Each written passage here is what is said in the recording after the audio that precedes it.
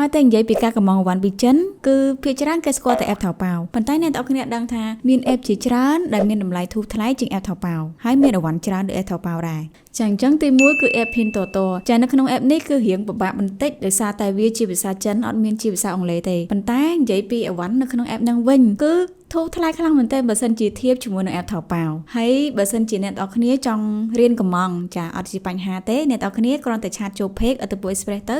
គាត់នឹងផ្ដល់ជាវីដេអូបង្រៀនទិញឲ្យអ្នកនរគ្នាហើយបើសិនជាចង់ងាយស្រួលទៀតគឺអ្នកនរគ្នាអាចប្រើសេវាកម្មជួយទិញពីខាងគាត់បាន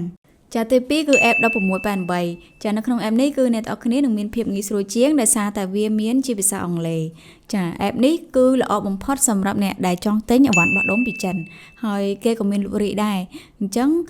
តម្លៃធូរហើយអវ៉ាន់ក៏មានច្រើនដែរនៅក្នុង app ហ្នឹងអញ្ចឹងបើសិនជាអ្នកនរគ្នាចង់ដឹងពីរបៀបកម្មងឬភ្ជាប់ទីតាំងទិញអវ៉ាន់ពីចិនអីគឺអ្នកនរគ្នាអាចឆាតចុះ page អត្តពល Express ទៅគាត់នឹងធ្វើការបង្រៀនទិញដែលឥតគិតថ្លៃ